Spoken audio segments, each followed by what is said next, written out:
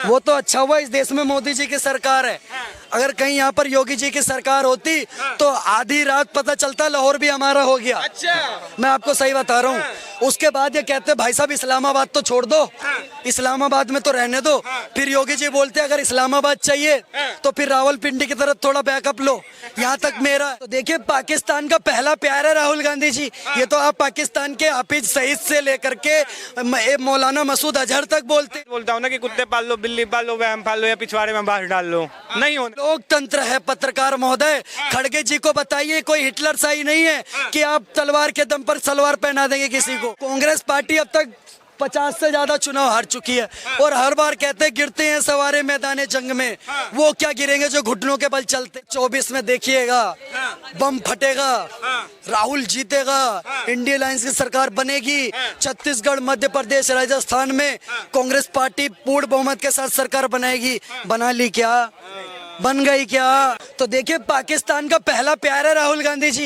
ये तो आप पाकिस्तान के हाफिज सईद से लेकर के मौलाना मसूद अजहर तक बोलते हैं कि पाकिस्तान का पहला प्यार श्री राहुल गांधी।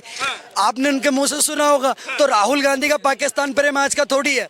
आप देखिए, कोई भी किसी भी पार्टी से गठबंधन करे, महत्वपूर्ण ये नहीं करता। महत्वपूर्ण ये करता है कि जिस प्रकार से जम्मू एंड कश्मीर का विकास हो रहा है, जम्मू और कश्मीर में डेवलपमेंट हो रहा है, कहीं ना कहीं जम्मू कश्मीर का वोटर भारी संख्या में निकलेगा और जाकर के कमल खिलाएगा। अरे सपने देख रहे।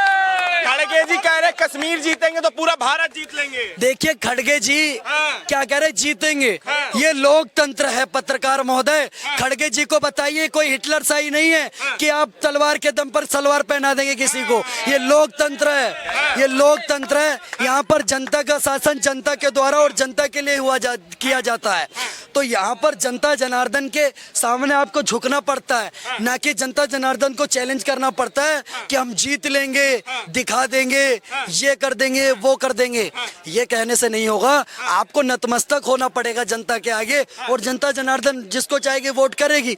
ये इतना जीतना जीतना जीतना कश्मीर की जनता उसी को जिताएगी जो कश्मीर को विशेष राज्य का दर्जा दिलाएगा, और एनसी और पीडीपी वो दिला रहे हैं। देखिए, मैं आपको बता रहा हूँ, कांग्रेस पार्टी अब तक 50 से ज्यादा चुनाव हार चुकी है और हर बार कहते हैं गिरते हैं सवारे मैदान जंग में। वो क्या गिरेंगे जो घुटनों के बल चलते हैं। आप गिर गिर के मिट्टी में मिल गए, आप गिर गिर के मिट्टी में मिल गए और कितना घुटनों के बल गिरेंगे आप मुझे ये बताइए। आप लोग 2014 हार गए गिर गिर के, 2019 हार गए गिर गिर के, 2024 हार गए, राजस्थान, मध्य प्रदेश, छत्तीसगढ़ हार गए, और कितना गिरेंगे। और अगर गिरने का कोई नया तरीका ढूंढा है तो आप गिरते रहिए, मेरे को तो मजा आ रहा है। ऐसे इनके सवारे मैदान जंग में गिरते रहें। नहीं गिरेंगे इस बार कश्मीर में। देखिए, पत्रकार पूरी तैयारी कर ली है फारूक अब्दुल्ला ने। क्या कैसी बात कर रहे हैं? कह तो ये भी रहे थे पत्रकार महोदय कि 2024 में देखिएगा बम फटेगा, राहुल जीतेगा, इंडिया अलायंस की सरकार बनेगी। छत्तीसगढ़, मध्य प्रदेश, राजस्थान में कांग्रेस पार्टी पूर्ण बहुमत के साथ सरकार बनाएगी। बना ली क्या? बन गई क्या? नहीं बनी ना। क्यों? क्योंकि ये जनता का शासन है और जनता मूर्ख नहीं है। आज जम्मू कश्मीर में 30 साल बाद पहली बार थिएटर खुले हैं। 30 साल के बाद जम्मू कश्मीर लोग जाकर के थिएटरों में फिल्म देख सकते हैं। ये 30 साल पहले क्यों नहीं हो रहा था पत्रकार महोदय? क्योंकि इन लोगों ने जम्मू कश्मीर को आतंक का अड्डा बना दिया था पत्रकार महोदय। ये लोग वही हैं जो बुरहान मानी का समर्थन करते थे पत्रकार महोदय। ये लोग वो हैं पत्रकार महोदय जिन्होंने मनमोहन सिंह जी ने एक आतंकवादी को अपने ऑफिस में बुला करके सम्मान देने का काम करा था पत्रकार महोदय। ये लोग वो लोग हैं जिसने जम्मू कश्मीर को जलाने का काम करा पत्रकार महोदय। ये लोग उनका समर्थन करते पत्रकार महोदय।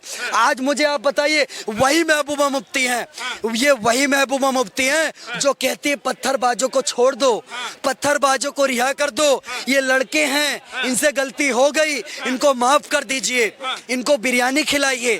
लेकिन जब मैं पीडीएफ के साथ भारतीय जनता पार्टी ने गठबंधन तोड़ा और जब इन पत्थरबाजों पर शिकंजा कसा गया, आज बताइए पत्रकार महोदय, 2 साल में कोई एक पत्थरबाजी की घटना गिनाइए पत्रकार महोदय। क्यों नहीं? क्योंकि निष्ठा निष्ठापूर्वक एक सरकार जो वहां पर काम कर रही है, जो जम्मू कश्मीर के लोगों को देश के लोगों के साथ, देश के विकास के साथ, देश के डेवलपमेंट के साथ मिलाना चाहती है, वो इस चीज को खत्म करवाना चाहेगी। पत्रकार महोदय, जम्मू कश्मीर में खून की होली जिस प्रकार से महबूबा मुफ्ती, फारूक अब्दुल्ला खेल रहे थे, आज उसको रोकने का काम हो रहा है। पत्रकार महोदय, आप मुझे ये बताइए, सिर्फ और सिर्फ 2 महीने के अंदर 83 लाख लोग जाकर के जम्मू कश्मीर में दर्शन करते हैं, माता वैष्णो देवी के दर्शन करते हैं, तो कहीं ना कहीं क्या जम्मू कश्मीर का डेवलपमेंट नहीं होता? पत्रकार महोदय, क्या निष्ठुर नहीं होते? पत्रकार महोदय, आपने पत्थरबाजी की बात करी, जो पत्थरबाजी के जो लीडर हैं उनको बाहर निकालने की बात कर रही है एनसी और कांग्रेस, कह रहे हैं उनको, उनसे माफी मांगेंगे इनको बाहर निकाल के। देखो, सेना पर पत्थरबाजों को कोई इतना समझा दो,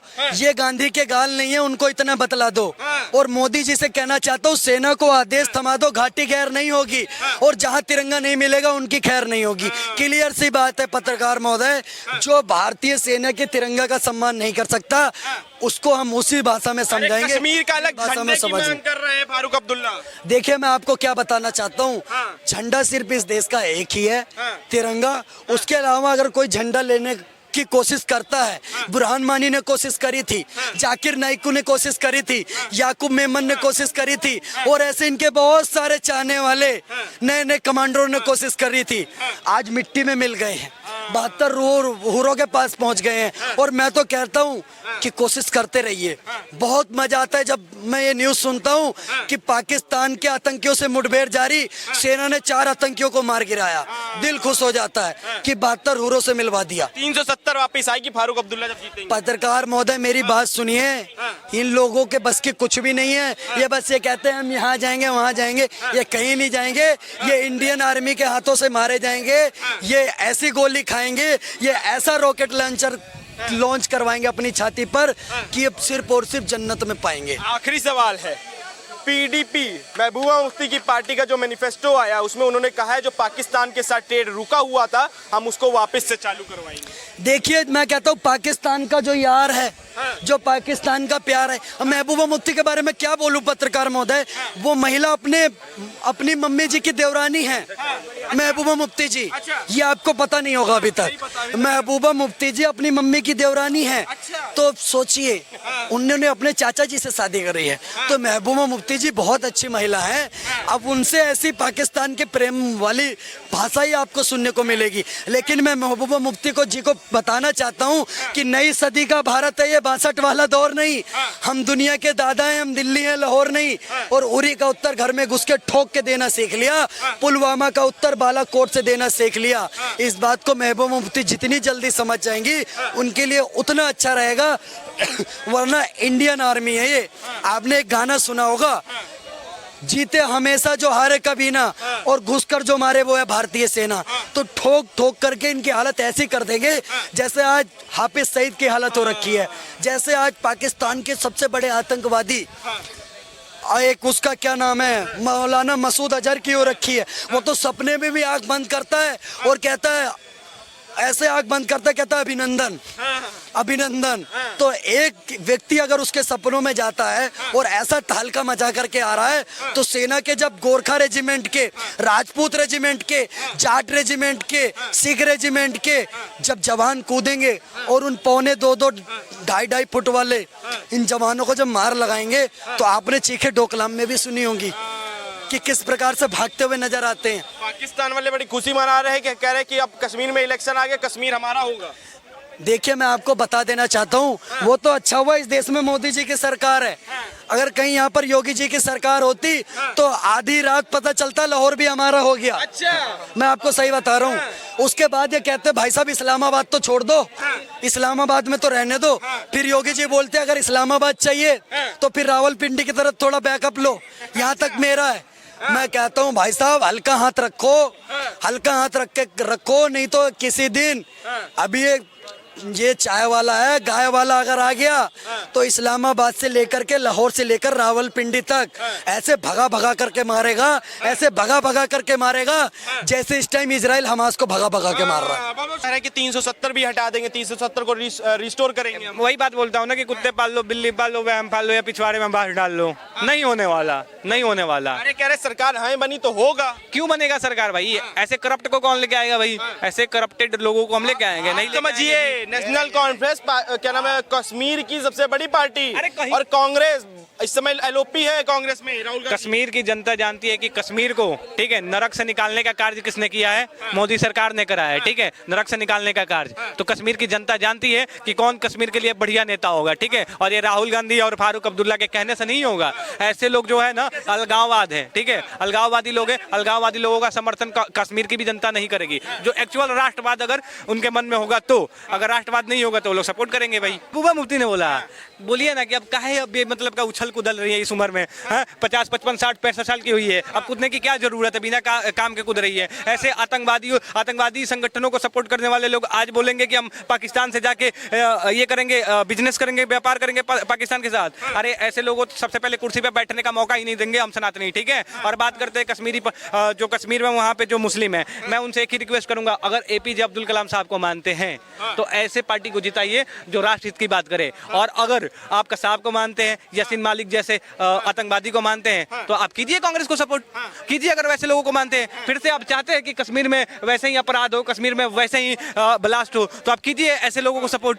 मैं तो वही बोल रहा हूं। तो कह रहे विशेष दर्जा दिलाएंगे हम कश्मीर अरे को। विशेष दर्जा की बात कर रहे हैं, चलिए। दर्जा नहीं दिलाएंगे, पत्थरबाजों को विशेष दर्जा दिलाएंगे कश्मीर में। नहीं, एक बात बताइए, 370 हटा के जिस तरीके से हमारे जवान वहाँ पे सेफ हैं, वो फिर से उन जवानों के ऊपर पत्थरबाजी कराने का काम करेंगे। 370 लाके, ठीक है, पत्थरबाजी कराने का काम करेंगे, तो उन पत्थरबाजियों को बढ़ावा देने का काम कर रहे हैं ना ये लोग। इन लोगों की मानसिकता देखो कि मतलब पत्थरबाजों को बाहर निकालेंगे, जैसे उन्होंने पता नहीं कितना बड़ा मेडल ला के दे दिया भारत को, सही बात है, ठीक है। पत्थरबाजों को ये सपोर्ट कर रहे हैं, किस तरीके की मानसिकता है, किस तरीके से ये देश में क्या मतलब क्या फैलाना चाहते हैं कह ये। रहे कि कश्मीर में बीजेपी ने कुछ किया नहीं, इतने सालों से वहाँ पे गवर्नर शासन लगा हुआ है। क्या नहीं किया ये बताओ। किया बीजेपी किया तभी तो 370 हटा, बीजेपी ने किया तभी तो 370 हटा, 35 से क्यों हटा? बीजेपी ने किया तभी तो हटा। विशेष राज का दर्जा उनके छीन गया। अरे एक मिनट, विशेष राज्य के दर्जे का मतलब कि एक देश में एक ही संविधान चलेगा, दो संविधान नहीं चलेगा। का दर्जा मतलब ये जिस विशेष राज्य में रोज बम फटे, रोज पत्थरबाजी हो, आर्मी सेफ ना हो, घरों में लुटते रहे, घर से बाहर ना जाए, ये विशेष दर्जा चाहिए उन लोगों को फिर से।